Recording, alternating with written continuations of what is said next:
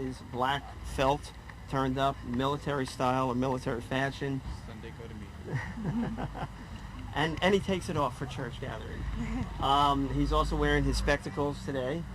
Glasses in the 18th century, of course. How are you?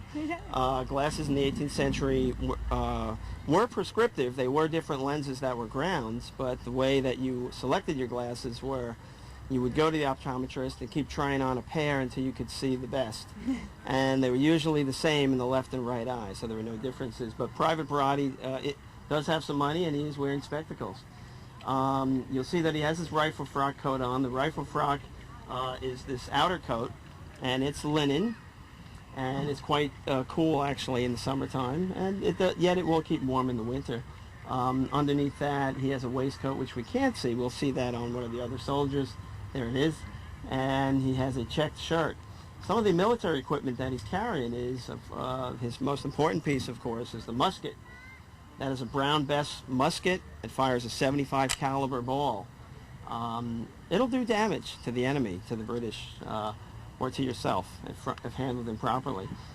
He's trained to carry that weapon, and he's quite proficient in it. Now, you'll also see some of his accoutrements that hang from his shoulders. The second most important thing on his right hip would be his cartridge box. This is where he keeps the bullets, if you will, for his musket. And he has some cartridges in there. In the 18th century, all the weapons were flintlock-style weapons, and of course they had separate cartridges. We'll explain that later in one of the military demonstrations as to how the muskets were fired. On his left hip, he carries a bayonet. And what else do you have on there? Let's see. Canteen, yep, canteen, haversack. He's got all the accoutrements. He's got a bayonet on the tip of his musket. The bayonet was a very, very important part of the musket. Not all the American troops had them initially. By the end of the war, most did. But it was for close combat fighting. We'll go down. We'll see that he's wearing breeches. He's wearing a pair of green hose. And he's wearing shoes. The most important part of a colonial shoe was the buckle. When the shoe wore out and the sole wore out, the buckle was the piece that you retained and kept for your next pair of shoes. You can show your firelock, Private Barati. And return. Thank you. Okay. The next soldier we have up is Corporal Forster. And Corporal Forster is in the 3rd New York Regiment. He wears a regimental coat, you know. Yep, you may come to the order. His regimental coat is gray with green facings.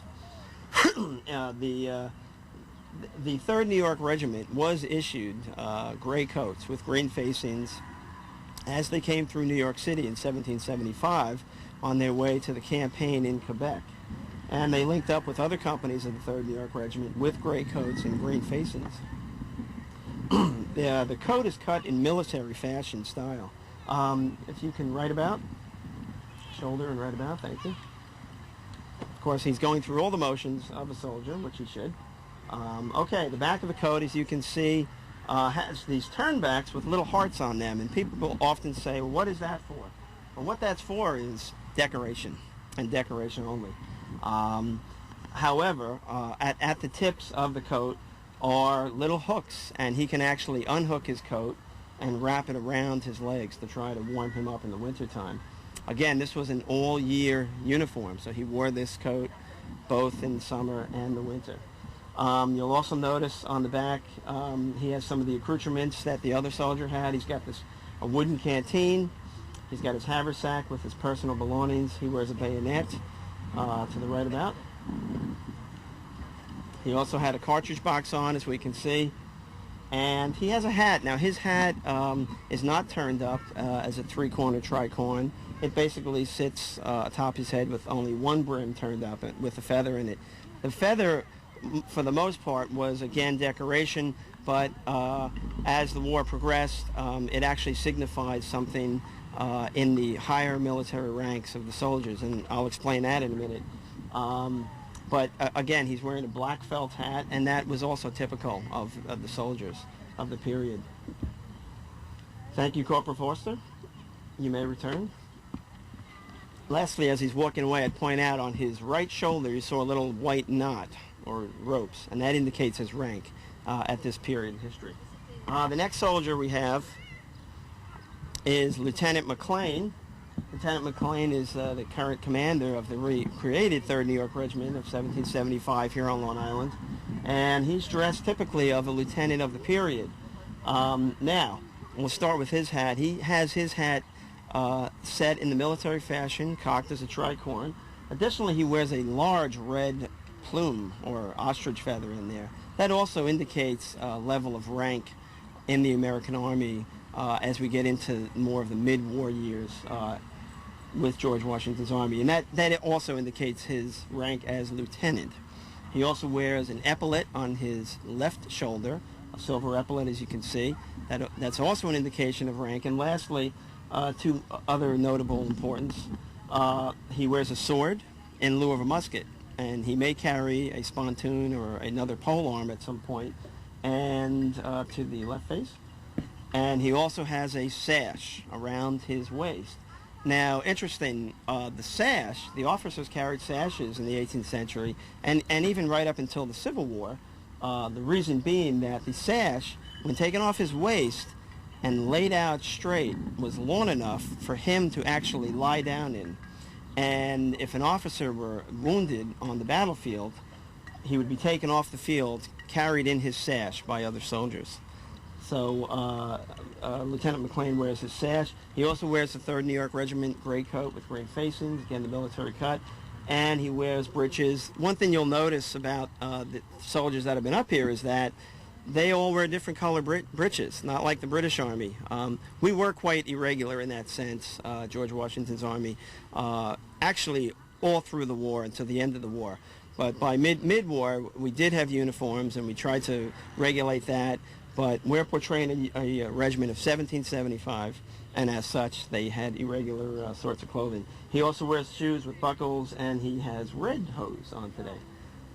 Lastly, in his hat, he has a green cockade. Again, about into the mid-war, this became a telltale sign of rank. Green for lieutenant, yellow for captain, blue for adjutant, red for major or colonel. And again, this was just military decoration. It did indicate rank. Okay, you may return to ranks. Thank you. Lieutenant McLean, I see that. Oh, do we have a musician, by the way? We haven't worked it out. All right. I think we'll speak with the ladies next. We're going to bring some of the ladies up here. Good morning, everyone. Welcome to the beautiful surroundings and this beautiful home, Mulford Farm. I've had the pleasure of coming here a few years, and in the past we had many, many more ladies, but I think they're at another event today, and I'm sorry. So we had more models, and we still are going to do this little fashion show. In those days, a dressmaker was not called dressmaker, she was a seamstress. Now, a woman with the soldiers would have been the camp follower, which everyone knows was either the wife, the mother, or the sister of a soldier. And this woman had many things to do, sewing buttons on the men's uniforms, and repairing clothes for the children, even sewing complete outfits. Am I talking too loud? No? Perfect. Okay. So today I have just 3 models and 2 children, and I'm glad to talk about the clothes. When we picture colonial ladies, it seems that they're always with the long gown. Well, there's some styles that were a little different, and it was a 2-piece such as I'm wearing. We always called this the petticoat, which would in those days be linen or cotton. The jacket is called a country woman's jacket, and if I may turn around, it's a little flare to the outfit, but it's all very tightly fitted. I wear a hat which naturally can be tipped backwards or forward, but I noticed that my cat this morning was chewing and he had a good time eating the so I apologize for the messy looking hat. But these hats were very, very important because the people were aware of sunburn and they didn't call it cancer, but they were aware of many diseases that we are now very familiar with. So the hat was very important, and that's why they were that big, so we could sort of put them forward. As a dressmaker, now I've got this other thing. As a dressmaker, I would have around my waist something called a chatelaine, which is a French word for lady of the castle, but it also means that she was carrying the implements like sewing needles, little pincushion, and my scissors, and all this. And if she was a little wealthier, she would have a beautiful 18th century watch. I do have a perfume bottle, but the ladies in those days want to adorn themselves, and be elegant just as the ladies in the 20th century. Now may I present my cook. She's very important. We have Donna here, who is the cook, and she's carrying her bowl. She's going to make a delicious peach pie. Peach plum pie.